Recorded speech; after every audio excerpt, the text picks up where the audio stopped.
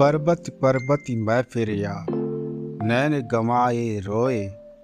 सो बूटी पाऊँ नहीं, जाते जीवन होए।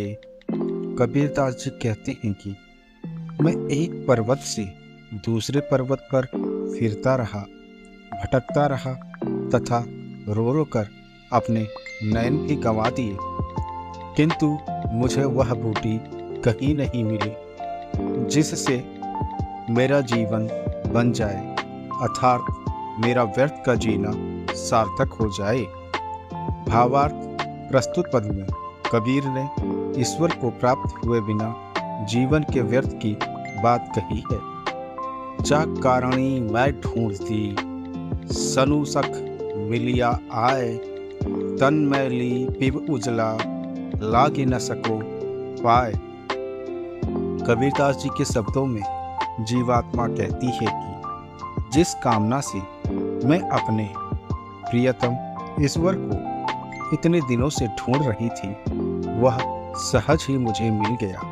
वह मेरे सामने ही तो था, किंतु मैं उसके पैरों को किस प्रकार पकड़ूं? मेरा तन तो मैला पापी युक्त है तथा मेरा प्रियतम कितना उजला है।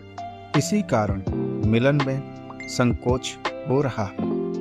भावार्थ प्रस्तुत पद में जीवात्मा को अपने पाप रूपी मैल के कारण ईश्वर के सम्मुख आने में ग्लानि शर्मिंदगी होने की बात कही गई।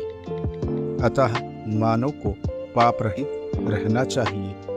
हासी खेलो हरि मिले, कौन सहे सर शाम। काम क्रोध तृष्णा तजे, तो ही मिले भगवान।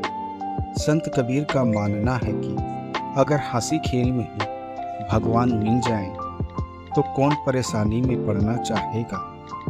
भगवान तो तभी मिलते हैं जब काम क्रोध तथा तृष्णा को इंसान त्याग दे। भावार्थ प्रस्तुत पद में कबीर ने कहा है कि ईश्वर की प्राप्ति सहज नहीं है, उसे मोह माया छोड़कर ही प्राप्त किया जा सकता है। जो जन भीगे राम रस, विगत कबहू ना रूख। अनुभव भाव न दरसे, वे नर दुख ना सूख। कबीरदास जी कहते हैं कि जिस प्रकार सूखा पेड़ फल फूल नहीं फलता, उसी प्रकार राम नाम के बिना जीवन में कोई सुख नहीं मिल सकता। जिसके हृदय में राम नाम के सिवा कोई दूसरा भाव नहीं है, उसे सुख दुख का बंधन भी नहीं है। भावार्थ कबीर के अनुसार जिसके हृदय में ईश्वर बसा है, उसे सुख दुख की परवाह नहीं है। देवत माहे देहुरी, तिल जे है विस्तार। माहे पाती माहे जल, माहे उजर गहार। संत कबीर कहते हैं कि मंदिर के अंदर देहरी है, जिस तरह तिल के अंदर तिल समाया हुआ है, वह पर ही फूल पत्ते और जल चढ़ाने को रखे हैं तथा पूजने वाला भी तो वहीं पर है। भावार्थ अंतर आत्मा में ही मंदिर है, वहीं पर देवता है तथा वहीं पूजा की सामग्री है और पुजारी भी वही है, अर्थात मानव स्वयं है। कहीं और जाने की आवश्यकता नहीं है। तीर्थ गए से एक फल, संत मिले फल चार। सतगुरु मिले अधिक फल, कहे कबीर विचार। संत कबीर जी कहते हैं अगर मनुष्य तीर्थ यात्रा करता है तो उसको एक ही फल अर्थात पुण्य प्राप्त होता है, पर अगर उसे कोई संत मिल जाए तो 4 गुना फल अर्थात पुण्य प्राप्त होता है, और यदि उसे श्रेष्ठ गुरु मिल जाए तो उसे अनेक फल प्राप्त होते हैं। भावार्थ कबीर ने श्रेष्ठ गुरु को सबसे बड़ा पुण्य माना है। जो जाने जीवन आपना, करहि जीव का सार। जीव ऐसा पाहुना, मिले न दूजी बार। कबीरदास जीवन को अनमोल रत्न बताते हुए कहते हैं कि हे मनुष्य, अगर तुम इस जीवन को अपना समझते हो तो इसे राम नाम से भर दो, क्योंकि यह एक ऐसा अतिथि है जिसका दोबारा मिलना अत्यंत कठिन है। भावार्थ, इस पद पर कबीरदास द्वारा जीवन की ईश्वर पर निछावर करने का उपदेश दिया गया है।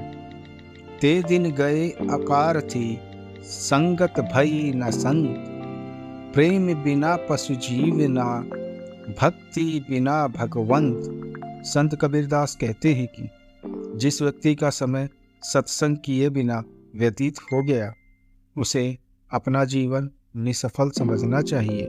अगर प्रभु के प्रति प्रेम तथा भक्ति भाव नहीं है तो इस जीवन को पशु जीवन समझना चाहिए। मानव जीवन भगवान की भक्ति से ही सफल हो सकता है। भावार्थ, कबीरदास जी के अनुसार बिना भक्ति के मानव जीवन पशु जीवन पाने के समान है। तन को जोगी सब करें, मन को बिरला कोय, सहजे सब विधि पाइए, जो मन जोगी होए। कबीरदास जी कहते हैं कि तन से वो सब जोगी योगी बन जाते हैं, किंतु मन से बिरला ही जोगी योगी होता है। जो व्यक्ति मन से योगी बन जाता है वह आसानी से सब कुछ प्राप्त कर लेता है।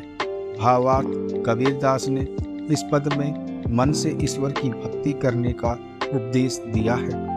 तब लग तारा जगमगे, जब लग उगे न सूर, तब लग जीवन जग कर्म वश, जब लग ज्ञान न पूर। संत कबीरदास जी कहते हैं कि तारा तब तक चमकता है जब तक कि सूर्य उदय नहीं होता।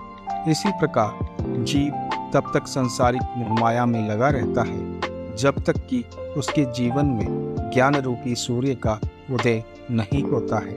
भावार्थ, प्रस्तुत पद में कबीर ने ज्ञान प्राप्ति के लिए कर्म में लग जाने की बात कही है। तीर तुपक से जो लड़े, सो तो सूर न होए, माया तज भक्ति करे, सूर कहावे सोए। कबीरदास जी कहते हैं कि धनुष और तलवार से जो लड़ाई लड़ता है वह मानव वीर नहीं कहलाता। माया का त्याग कर भक्ति करने वाला ही सच्चा वीर कहलाता है। कबीरदास का कथन है कि जीवन का सच्चा मार्ग है कि मोह माया का त्याग कर ईश्वर की भक्ति करनी चाहिए। तन बोहत मन काग है, लक्ष्य योजन उड़ जाए, कबहू के धर्म अगदमई, कबहू गगन समाए। कबीरदास जी कहते हैं मनुष्य का शरीर विमान तथा मन काग के समान है, जो कि कभी तो नदी में गोते मारने के समान धर्म की बात करता है तथा कभी आकाश में उड़ जाता है, अर्थात धर्म से अलग हो जाता है। भावार्थ, प्रस्तुत पद में कबीर ने तन और मन की चंचलता का वर्णन करते हुए कहा है कि वह कभी धर्म की बात करता है, कभी अधर्मी बन जाता है। जिह घट प्रीति न प्रेम, रस फुनि रस ना नहीं राम, ते नर इस संसार में उपजी खये बेकाम। कबीरदास जी कहते हैं कि जिसके घट में अर्थात जिसके अंतर में ना तो प्रीति है और ना ही प्रेम का रस, तथा जिसकी रचना जीव्या पर राम नाम भी नहीं है, वह इस संसार में बेकार ही पैदा हुआ तथा बर्बाद हो गया। भावार्थ, इस पद में कबीर का कहना है कि मानव ने जन्म लेकर यदि ईश्वर भक्ति नहीं की तो उसका जीवन व्यर्थ हो गया। अगर यह वीडियो आपको पसंद आई हो तो चैनल को सब्सक्राइब ज़रूर करें और बेल आइकन का बटन ज़रूर दबाएं, जिससे हमारे आने वाली वीडियो का नोटिफिकेशन आपको प्राप्त हो सके। धन्यवाद।